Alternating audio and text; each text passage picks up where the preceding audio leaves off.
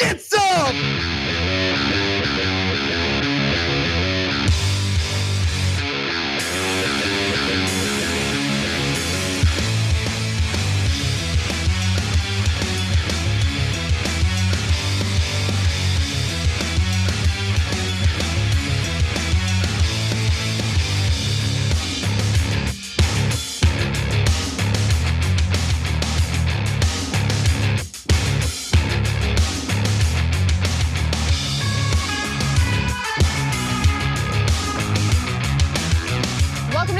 I'm your host, Anna Kasparian, and I'm not gonna lie, today's show is beyond substantive.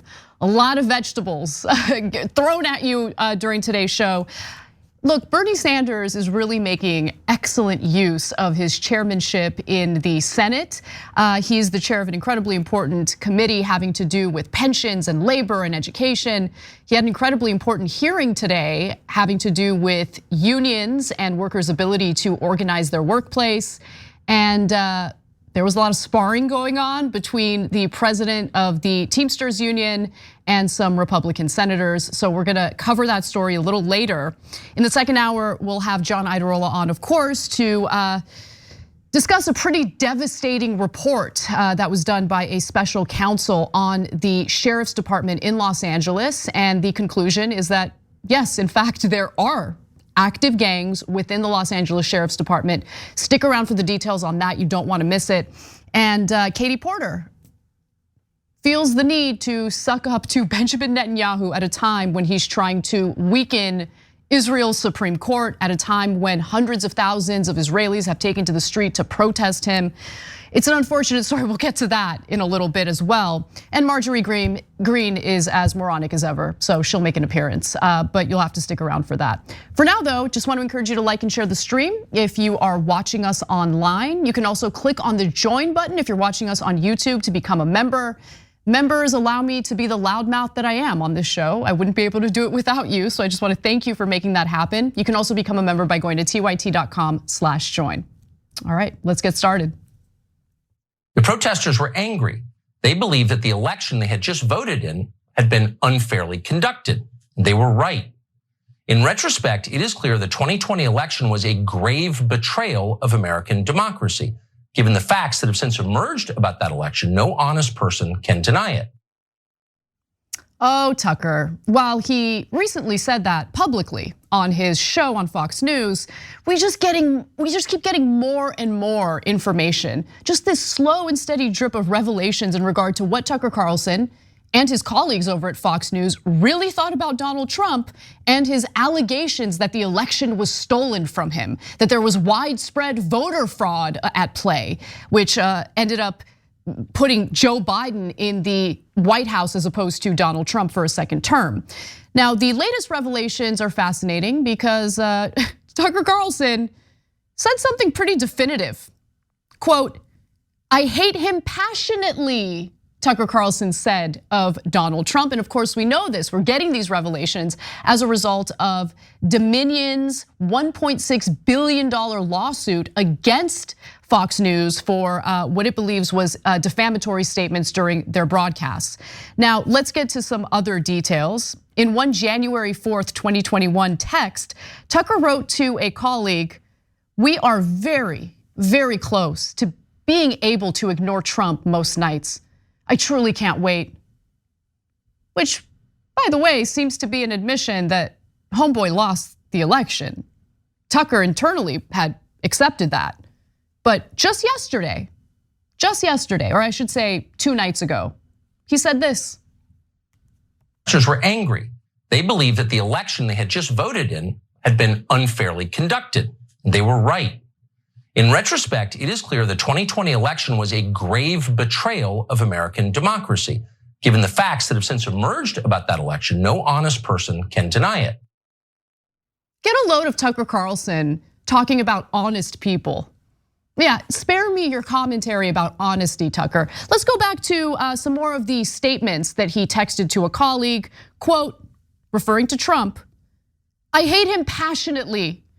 What he's good at is destroying things. He's the undisputed world champion of that. He could easily destroy us if we play it wrong. Now, maybe his terrified nature is what leads him to suck up to Trump and kiss his ass during his nightly broadcasts. Maybe that's what causes him to literally lie to his audience when behind the scenes, it's clear that he has completely different opinions. I hate him passionately, Tucker Carlson says of Donald Trump. Can't wait till we can finally stop talking about him most nights of the week. By the way, that's what I said.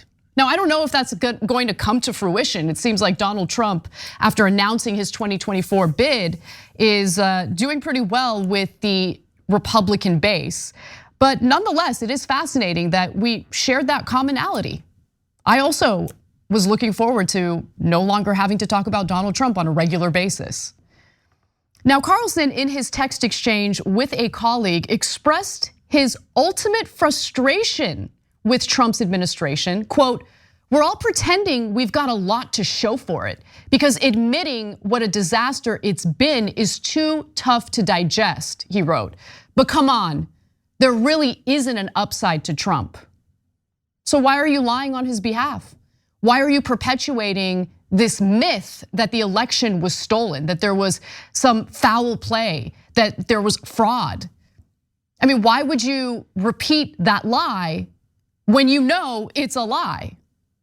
The only thing that I can come up with is he is so terrified of both Trump and his own audience.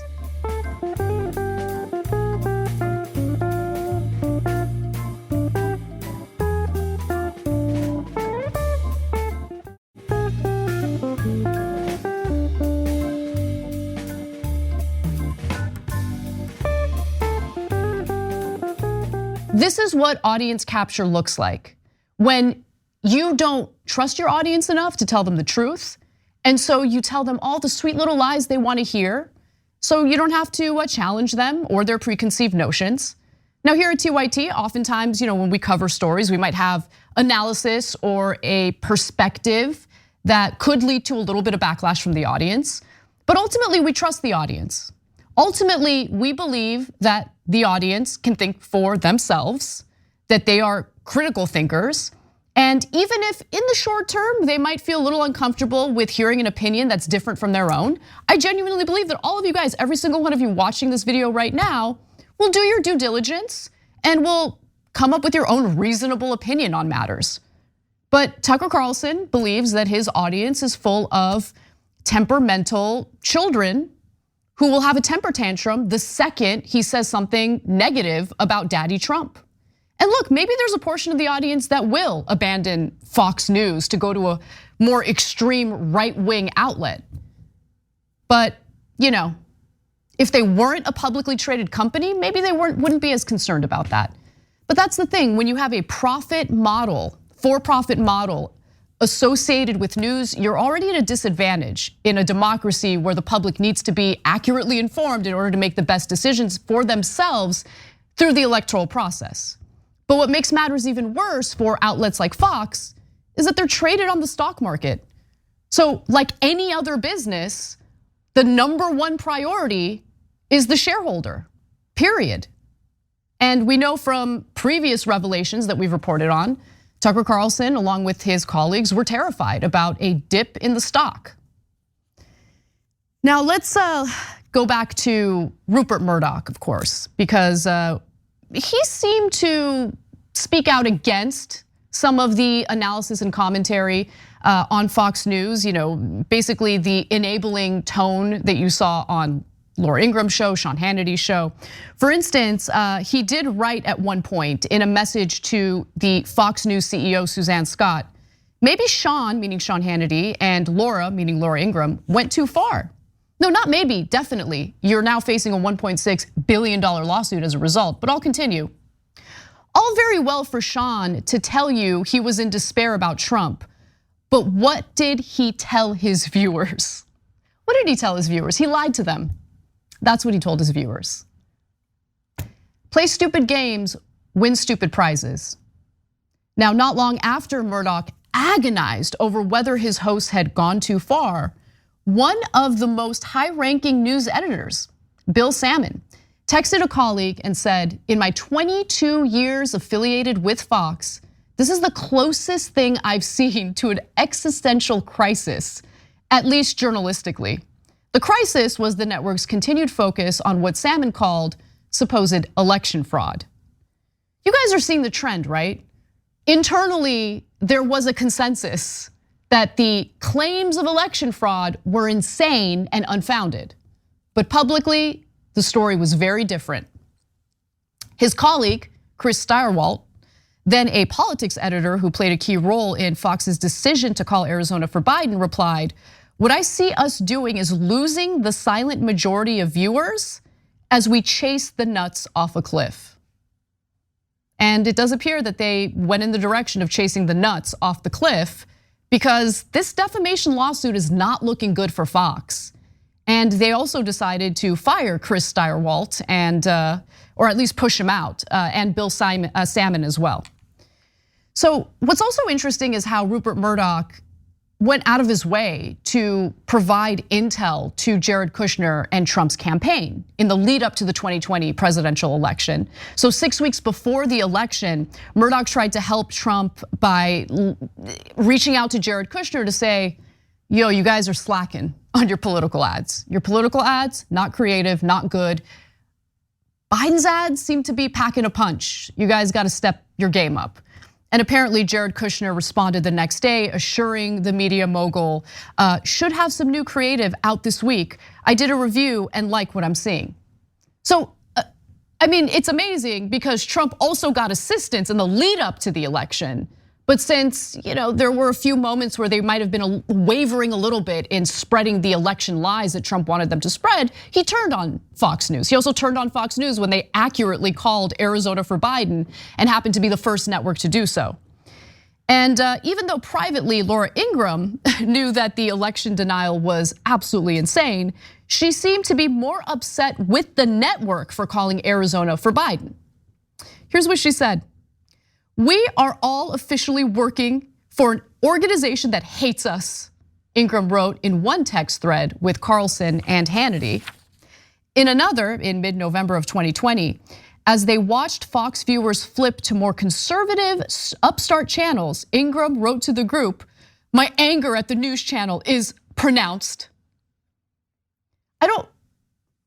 Do you guys talk like that in your real life? I mean, I get it if you're broadcasting and you have to have a certain tone and use certain rhetoric, but okay. So this is what we're knowing, this is what we're hearing, and this is what we know now as a result of this defamation lawsuit. Like I said earlier, there's this slow and steady drip of information about what transpired behind the scenes, some of the internal conflict on how to handle the matter. But the through line, the trend that you'll notice as you consume all this reporting on the defamation lawsuit is that these media hosts, management, doesn't matter, all the people involved in this seem to be more concerned about the profitability of what they were doing, about their performance in the stock market than anything else. Because even though they knew the claims were insane, they had to look out for the investors. They had to make sure that they didn't take a hit in the markets. How is that inherent conflict in this media model ever gonna bode well for ordinary Americans? So this is a broader comment that I think a lot of us miss because the partisan politics is so ingrained in our culture, right? The tribal nature of everything that happens in the news, everything that happens in politics. But put that aside for a second. How is this media model at all beneficial to ordinary Americans when all of the incentives are meant to essentially misinform you, tell you what you want to hear? We're not winning with the system. I've talked about the importance of bringing back a modernized version of the fairness doctrine. But if you're consuming your news from a place that is publicly traded in the stock market, just remember what the real priority is and whether or not informing you is what they genuinely care about. All right, well, let's move on to Ron DeSantis.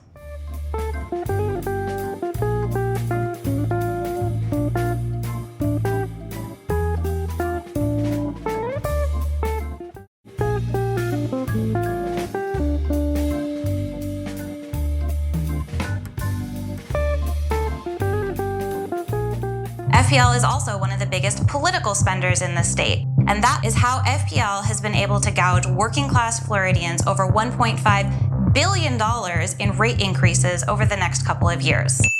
Just keep in mind that Florida's utility companies couldn't do this without the help of the state's Republican Party and Ron Swamp Dweller DeSantis. Let's watch more. And FPL can't blame these high bills on inflation because the company also leads the nation in shareholder and executive profit. Well, when Ron DeSantis, the governor of Florida, announced his campaign for the governorship back in 2018, much like Trump, he pledged to drain the swamp in the state of Florida. And then he proceeded to do the exact opposite, just like Donald Trump. Just like Donald Trump, let's be clear about that.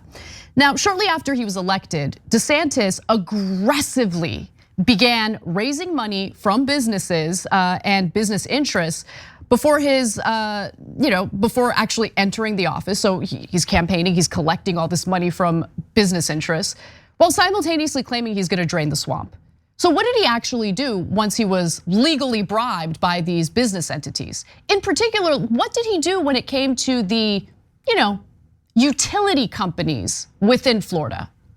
Oh, that's right, he assisted them in price gouging ordinary Floridians. So let's get to the details. In November of 2021, Florida's Public Service Commission, PUC, issued a memorandum allowing electric utilities to stop disclosing their shutoff data. Now, the memorandum reversed the commission's September 2020 decision to collect the data to track the pandemic's effect on utility customers. And that was an important thing to track because clearly the coronavirus pandemic had an economic impact on ordinary Americans. There were closures, there were layoffs, all of this happened through no fault of their own. And so in September of 2020, they decided we're gonna go ahead and track this to see just how much of an economic impact this has had on Floridians, because if they're not able to pay their utility bills, that's a big, big problem. Well, they reversed that. Okay, they reversed that with the help of Ron DeSantis. But more importantly, that happened at a time when less than a month after the commission members approved the electric rate hike in Florida's, the largest rate hike in Florida's history for the utility companies, right? So electric companies within Florida were like, we want to increase rates by as much as 20%. And the commission, with the members, of course, who were appointed by Ron DeSantis himself, like they help them out. They're like, sure, yeah, go ahead and do that. We're going to stop tracking the number of Floridians who are dealing with shutoffs as a result of their inability to pay these astronomically high utility bills. And then on top of that, we're gonna green light the utility company's plan to increase rates by as much as 20%. So what you have is a double whammy. You have the pandemic hurting Floridians and Americans overall, by the way, but this is a story about Florida, hurting Floridians economically, and the utility jacking up prices regardless of that. And they've enjoyed record profits in Florida as a result. Now, to avoid backlash, the utility gets to withhold the information on shutoffs. And Ron DeSantis, along with the individuals he appointed for this government agency, aided and abetted this effort, okay? And the end result is Floridians paying way more than they should for electricity.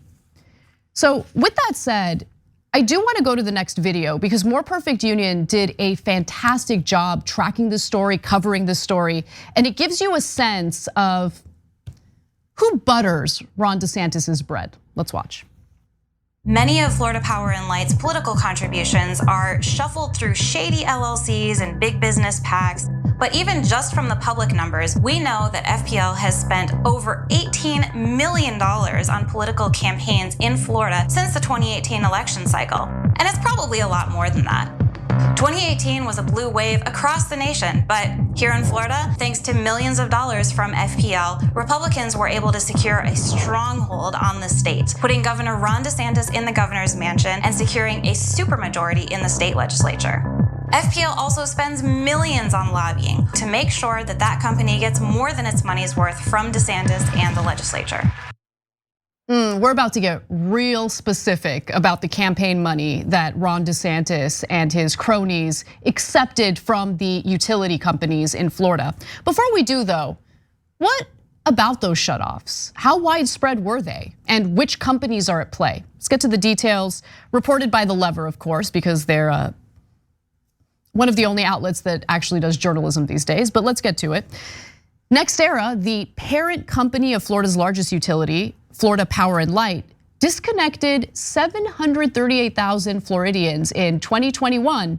And get a load of this, 1.1 million Americans nationwide since 2020, according to a report from Bailout Watch last month.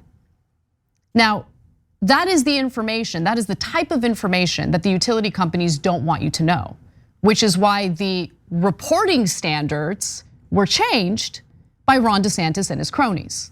But let me continue, there's more. If that disconnection rate continued, noted the report, NextEra would have shut off 1.2 million customers in 2022. But we do not know the total because the DeSantis appointed Florida PUC allowed them to hide the data. Something else you should know about, and of course The Lever reports this as well, another utility company operating in Florida, Duke Energy, has cut off power to over 600,000 customers since 2020. Nationwide, utilities shut off power 1.7 million times since 2020. I mean, they gotta make their profits. Utility companies, especially private companies that seek to make a profit, don't care about your economic troubles. They don't care about this pesky little pandemic that might have put you out of work. And so they don't want to deal with the backlash either as they are seeking profits. And so they, of course, legally bribe politicians to provide cover for them, to do away with reporting standards on their behalf. And that is exactly what happened. So let's go to the next video. And actually, no, before we go to that, let me give you some more details on some of the bribes that took place. So of the 9.5 million that has flowed into the Republican Party of Florida from electric utilities and their affiliated PACs since 2019, $2 million has come in the past 9 weeks as DeSantis preps a widely anticipated run for the presidency as the main GOP primary opponent to former President Donald Trump. Now, roughly 1.5 million of that total amount flowing to Florida Republicans came from the Associated Industries of Florida, AIF, a utility-backed political committee. Florida utility companies NextEra, Tampa Electric, Gulf Power, and Duke have funneled more than 1.6 million to AIF since 2019. So that gives you a sense of just how much the utility companies are involved in this organization that funnels more money, more legalized bribes to various politicians, including Ron DeSantis. By the way, there's more. I'm not done yet. Since the 2020 election, NextEra and Duke have additionally contributed more than 760,000 and 180,000 respectively to the Republican Governors Association, which donated more than $21 million to DeSantis's re-election campaign, Florida campaign finance records show. So this is how the game is played, right? The person who ends up, or the people who end up paying the price are ordinary Americans, in this case, ordinary Floridians. And by the way, when it comes to what else these utility companies do with their profits, of course they do the stock buybacks, of course they do the dividends, all of that stuff. Do I even have to share that with you? I mean, that should just be common sense at this point. But the other thing that they do is destroy the campaigns of politicians who might actually look out for ordinary Americans, in this case, Floridians. And More Perfect Union had an incredible report on that. Let's watch.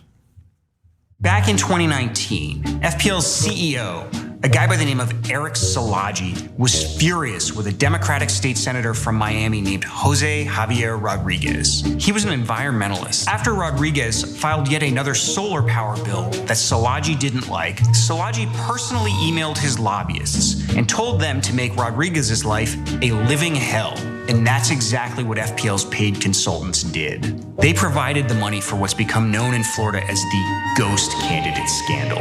Growing list of investigations into ghost candidates, a scheme to run sham candidates in 3 Senate races. These FPL consultants and other Republican operatives ran hundreds of thousands of dollars through dark money organizations to advertise these random people who had been put on the ballot as spoiler candidates, allowing the Republicans to swoop in and win all 3 races. We're ruled by companies and corporations. Let's just keep it real. As long as we allow for this system to move forward where corporate money is considered political speech, we're done. I mean, how are you supposed to persuade any lawmaker who takes legal bribes to look out for your best interests as opposed to the best interests of the companies that are bribing him? And how is this draining the swamp in Florida, Ron DeSantis? You are aiding and abetting the utility companies in your state as they price gouge the very people who voted for you, by the way. But that's the thing. I mean, do Ron DeSantis' supporters know it? I would venture to say they don't. How many media outlets cover the scandals that we just shared with you? How many news outlets cover the legalized bribes and what Ron DeSantis is really up to? There's a lot of attention on the culture war stuff for good reason. What DeSantis pushes for in Florida, what right-wingers push for in other red states is horrifying. And it brutalizes certain communities that are already powerless. So I don't want to minimize that. But while the national focus seems to be on the culture war issues and nothing more than that, what ends up happening is Americans end up getting screwed over by private companies that have legally bribed these politicians. And finally, there's a reason why they do it. It's because they're greedy and it's because they want to maximize profits, and you can see it in the numbers. Top executives at NextEra gave themselves a 59% raise between 2020 and 2021. Both Duke Energy and NextEra spent $8.3 billion on dividends from 2020 through the 3rd quarter of 2022, according to the Bailout Watch report. So if you want to make a difference, help to uplift this kind of reporting, help to amplify videos like this one, share it with people who might not know about what's really transpiring. Help people understand how this system really works, because when they get that energy bill and they're wondering why all of a sudden it's far more expensive than what they previously paid, they should know why. They should get some answers. They're not gonna get the answers from elected officials in their state. But there are decent journalists out there, like those at The Lever, who draw attention to stories like this. And so let's not only help them out by spreading the work that they do, but help out ordinary Americans who are constantly abandoned by their elected lawmakers, by elected officials who care far more about the companies that are bribing them than they do about the ordinary Americans who actually voted them into positions of power in the first place. We got to take a break. When we come back, we've got more news, including the Federal Reserve's latest statements about how we need to mess around with the job market, to deal with inflation. It's an incredible story. Don't miss it. We'll be right back.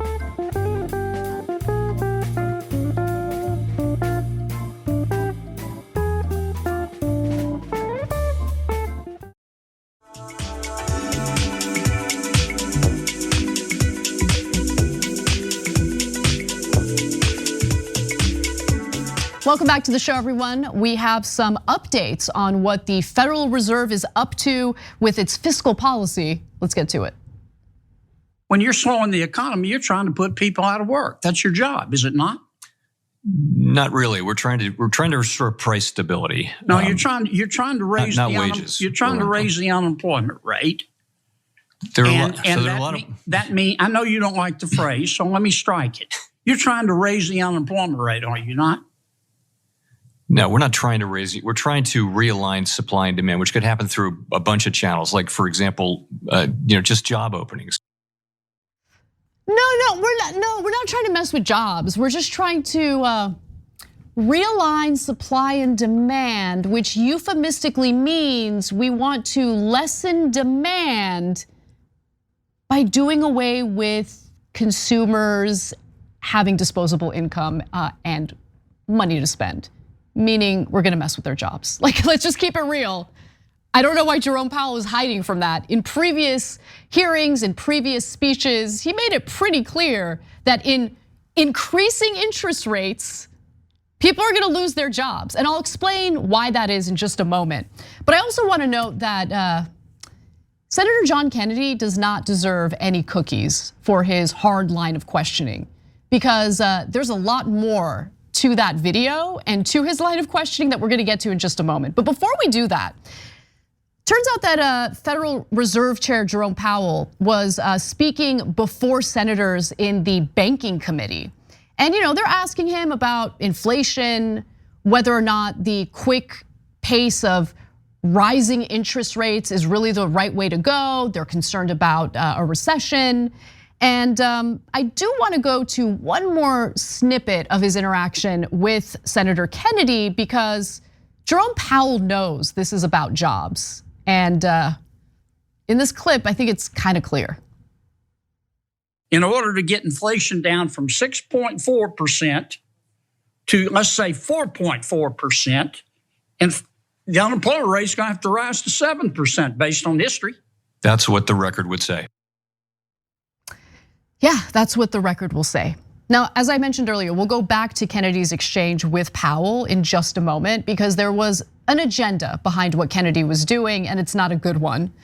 Now, the agency does plan on raising interest rates. The central bank, I should say, is planning on raising interest rates higher than they previously expected. And that is something that Jerome Powell was open about, because inflation, it's so stubborn. I mean, we thought we were doing a good job in controlling it, but it seems pretty stubborn, and we need to go even further when it comes to increasing interest rates. Let's watch. Although inflation has been moderating in recent months, the process of getting inflation back down to 2% has a long way to go and is likely to be bumpy. As I mentioned, the latest economic data have come in stronger than expected, which suggests that the ultimate level of interest rates is likely to be higher than previously anticipated. If the totality of the data were to indicate that faster tightening is warranted, we'd be prepared to increase the pace of rate hikes. Now, Powell also noted that the Fed's fight against inflation was very likely to come at a cost to the labor market. He said that. Don't believe me? Why don't you watch? There's little sign of disinflation thus far in the category of core services excluding housing, a category that accounts for more than half of core consumer expenditures.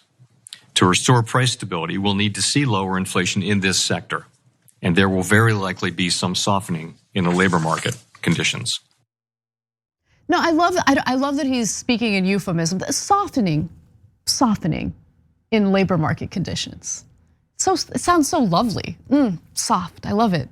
Except what he means is we're trying to do away with the leverage that workers currently have in this incredibly tight labor market. The unemployment rate is very low, and there are a lot of job openings. In fact, there are 1.9 job openings for every unemployed American. You know what that means?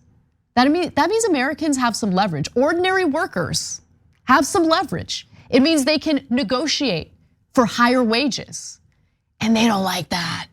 And when I say they, I mean the Federal Reserve, I mean corporate America. They don't like workers having that leverage. They don't like workers getting paid more. They want to squash that, because that is exactly what will do away with some portion of the demand side of our economic system. So that's the thinking. This is definitely about doing something about the earnings of ordinary Americans in order to respond to inflation. So let's get to some details. What has the Federal Reserve done so far, and what does it plan to do moving forward when it comes to increasing interest rates? Well, the Fed has raised interest rates last year at the fastest pace since the 1980s, pushing borrowing costs above 4.5% from near zero. That initially seemed to be slowing consumer and business demand by helping inflation to moderate. Powell even opened the door to faster rate increases if incoming data, which include a jobs report on Friday and a fresh inflation report due next week, remain hot. The Fed repeatedly raised rates by 3/4 of a point in 2022, but slowed to 0.5 point in December and 1/4 point in early February. Now, what are the interest rates looking like now? What could happen in the near future? Well, Fed officials projected in December that rates would rise to a peak of 5 to 5.25%, with a few penciling in a slightly higher 5.25 to 5.5%. Powell suggested that the peak rate would need to be adjusted by more than that, but he didn't specify by how much. Now, Powell also, it's just really interesting because I think he's starting to catch on to the fact that the way this system works is incredibly unfair and screwed up when it comes to ordinary people, when it comes to ordinary workers. Because all the focus has been on the earning power of workers rather than, well, let's just keep it real, the price gouging that's been taking place by companies. Now, the Federal Reserve doesn't focus on that at all. The Federal Reserve deals with monetary and fiscal policy. That is their mandate, that is what they're supposed to do. And so when we talk about monetary policy, that's when we talk about things like quantitative easing, where they buy assets from companies to provide liquidity to these corporations. When it comes to fiscal policy, that's when we talk about the interest rates. And so with the interest rates increasing in order to tamp down inflation, that is the Federal Reserve's efforts in engaging in fiscal policy. Now, the fear is that Powell is trying to drive up unemployment, of course, and that's a legitimate fear. And we should be concerned about that. However, there are, again, currently 1.9 job openings for every unemployed American, meaning that they have a lot of leverage. So it could be that the Federal Reserve is just trying to significantly decrease the number of jobs available. But how would that happen by increasing interest rates? Well, it happens in two different ways. So when you increase interest rates, it's far more expensive to borrow money, meaning business owners will have difficulty getting approved for loans that are just far more expensive to pay back as a result of the higher interest rate. A lot of companies, if they're not able to finance their operations, they might end up shutting down. So that hurts the number of jobs that are available. It does away with some of the leverage that workers currently have. The other issue is, well, when it becomes more expensive to borrow money, consumers are less likely to get approved for various loans. And so if you don't have access to financing, if you don't have access to capital, you're not able to purchase things within the economy. And if you're not able to purchase things within the economy, certain businesses might go out of business, thus hurting jobs, thus doing away with the earning power and the options for ordinary Americans and workers. So this is how the system works. This is how the system is supposed to work. I know it's screwed up. It's incredibly screwed up. But you can't get mad at a system that is working the way that it's supposed to work, right? When they talk about supply and demand, how this is just the best free market system, is it really a free market system when you literally have government agencies, when you have a central bank that gets to manipulate the economy this way, gets to have an impact on the leverage that ordinary workers have? And look, to be fair, there are conservatives who are not fans of the Federal Reserve. I had a conversation with Ben Shapiro recently, and when I talked about the Fed printing money and how that led to inflation, especially in the housing market, he agreed.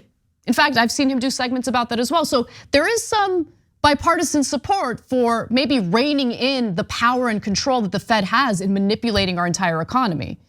But the real issue here is, who would regulate the economy? Who would look out for ordinary Americans? Would it be members of Congress who are bribed by the very corporations that have a leg up over everything in this country? They have no interest in regulating companies. They have no interest in providing oversight to ensure that these corporations are no longer price gouging us. And we know that they're price gouging us because you look at the profits of various corporations and they're bringing in record profits as the country, as everyone else is dealing with inflation and having difficulty purchasing bare necessities for survival, things like groceries. And we've talked about the oil and gas companies. They've certainly been price gouging and they've been making record profits. And if you think that it just impacts you at the pump, you'd be mistaken. Because think about the transport of various goods that we need. That's going to inflate the cost of the goods due to the shipping that needs to take place. Now, with that said, I do want to go back to Senator Kennedy, because while everyone seems to want to give him kudos for asking Powell a tough line of questions, there was really an agenda here that many missed. So let's go to the next video, and I think you can hear it. I know you're reluctant to admit it, and you don't want to get in the middle of a policy dispute. But I think it's undeniable. It's undeniable that the only way we're going to get this sticky inflation down is to attack it on the monetary side, which you're doing, and on the fiscal side, which means Congress has got to reduce the rate of growth of spending and reduce the rate of growth of debt accumulation. Did you guys catch that? Congress needs to do something about spending. Congress needs to do something about debt accumulation. What do you guys think that means? That means we need cuts to Social Security and Medicare. Don't make a mistake about that. That is exactly what Kennedy's agenda was when he asked those questions to Jerome Powell. So it's amazing. It is incredible because it sounds like he's excoriating Powell for moving forward with an effort that's going to impact the number of jobs available. But he's not on the workers' side, because while he acknowledges that this might lead to unemployment among some workers, he wants to hit them with spending cuts on social programs that help ordinary Americans who might be struggling because they lost their jobs.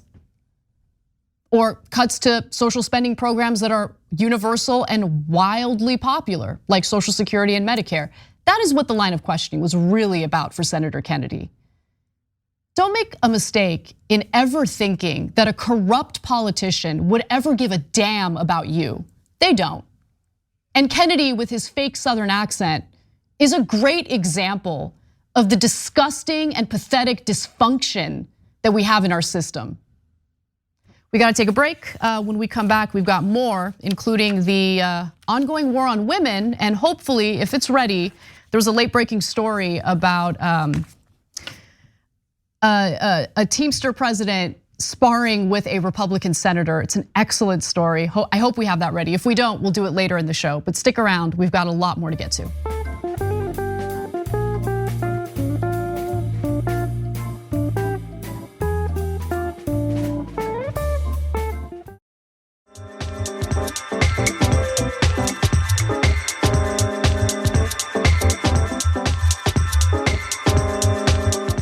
We've got bangers in this segment. So if you're watching live, you're welcome. With that said, let's do it. You've asked the You're out of line. Let him Man. answer Actually, the I haven't, question. and don't tell me I'm out You of line. are out of line. Don't tell me I'm out of line. Well, you frame, don't tell me. I'm making a statement. You frame the statement. You need like to a shut tough your guy. mouth Yeah. because you don't know You're what gonna tell me to talking shut my about. mouth? Yes, Yeah. I did. Hold it. Yeah. Hold it. Yes, I Tough did. guy. I'm not Senator, afraid of physical. Senator, You don't have hold to be, it. but don't sit there and tell me I'm out of line. That was incredible.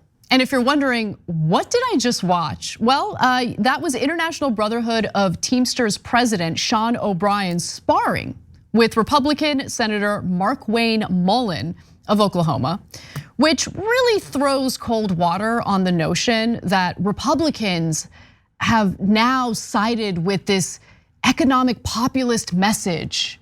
No, they haven't.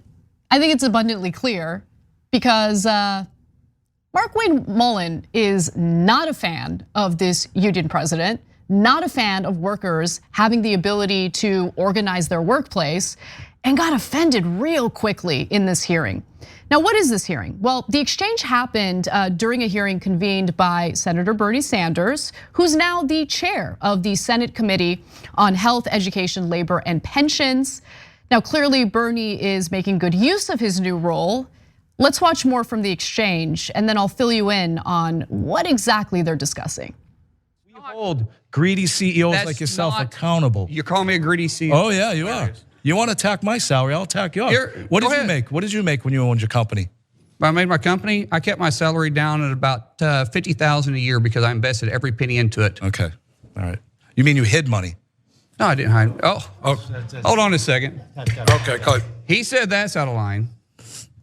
You said I was out of line. We're even. We're not even. We're not even close to being even. You think you're smart? You think you're funny? No, you're not. You think you're funny? No, I never said. Did I smile? You frame your opening statement. Hold on. You frame your opening statement saying you're a Senator. Continue. Senator, please continue your statements. But sir, this is. I think it's great that you're doing this because this shows their behavior on how they try to come in and organize a shop. And they say about intimidation, and it's not about intimidation. This may show your behavior here, but stay on the issue. I think it's great that you're doing this. Me too. Me too. No, it's fantastic. I love that Bernie is the chair of this committee, and I love that he's making good use out of it. Because what you just watched is the tension that exists between representations for workers and the owners and executives of various companies. That is the tension, and that is, I think, a good representation of what it's like to have someone look out for you if you happen to be a worker. Right? This is what the benefit is of having representation and a seat at the table as an ordinary worker. And that's what you get when you can organize your workplace and be part of a union, especially if we're talking about a massive company like, let's say, Walmart or Starbucks or Amazon. And so this labor, sometimes I hesitate to say labor militancy because union membership is still incredibly low in the country.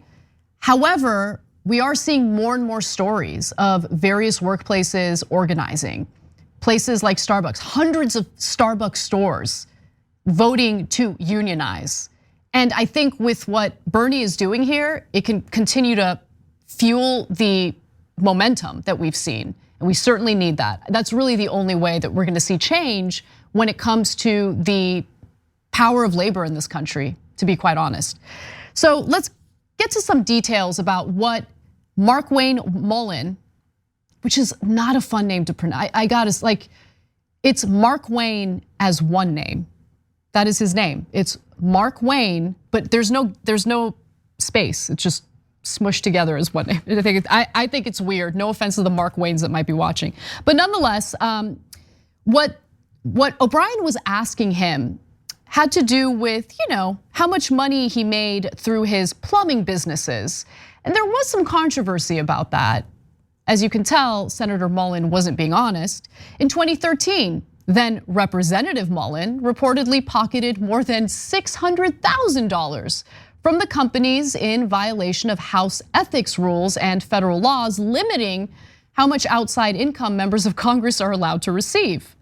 Although Mullin transferred ownership of the companies to his family, he continued to serve as a board member and chief advertiser while raking in hundreds of thousands of dollars. Interesting. In fact, as O'Brien pointed out on social media, Mullin also saw his reported net worth skyrocket. So in the tweet, he says, for the record, Senator Mullin saw his reported assets balloon from a range of 7.3 million to 29.9 million at the end of 2020 to a range of 31.6 million to 75.6 million. Man, so it's a big increase in your net worth as you act as a public servant in Congress, Senator Mullin. Now, Sean O'Brien also tweeted this because I think it's absolutely true. Don't let them distract you. Unions create jobs, make work safer, and put more money in workers' pockets. Most importantly, everything we do is to improve the lives of our members. I wonder if some others can say the same about their constituents. Well, why don't we take a look at what Sean O'Brien said about this in particular during the hearing. Last week alone, and I wish Senator Mullins didn't run out of here, we created 1,000 jobs partnering up with United Airlines, where we are taking low-wage earners that are entry level, giving them an opportunity through an apprenticeship program to better their wages, their benefits, but also to give them a career path to a higher middle class living. So it's not just focusing on, the apprenticeship programs out of high school, but it's also partnering up with the employers to facilitate their needs, their employees, to create these programs to give our members that much more opportunity and a better life. Where else are ordinary Americans going to get that message? They're not going to get it in a corporate media debate. They might get it in independent news outlets like TYT, The Lever, The Intercept possibly, but in terms of mass media, in terms of corporate media, no one's gonna hear that message, which is why I love that this hearing happened. Now, I didn't have the time, unfortunately, to watch the entire hearing today, but I can't wait to watch the entire hearing. Maybe we do more coverage on it tomorrow. But this is exactly the kind of information that ordinary people who aren't familiar with the impact of unions need to hear about. And by the way, just gotta give Bernie more credit. I love the title of this hearing, which was Defending the Right of Workers to Organize Unions Free from Illegal Corporate Union Busting. Love it, great title. And also Sanders, for his part, declared at the conclusion of the hearing that there's a class war going on, whether we want to recognize it or not. People on top have the money, they have the power, said Sanders.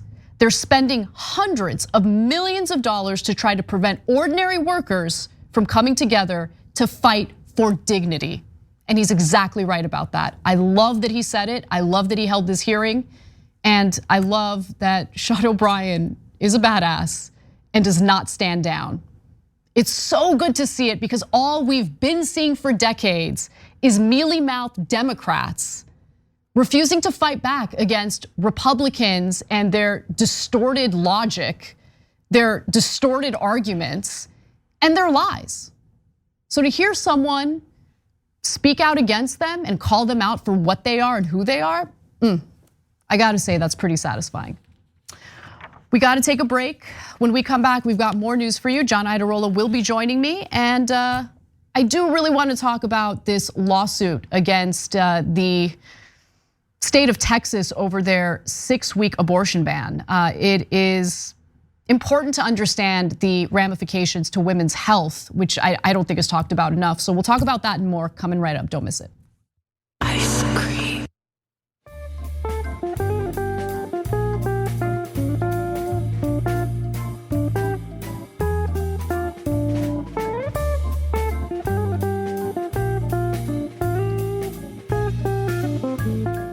Thanks for listening to the full episode of The Young Turks. Support our work, listen ad-free, access members-only bonus content, and more by subscribing to Apple Podcasts at apple.co/TYT. I'm your host, Cenk Uygur, and I'll see you soon.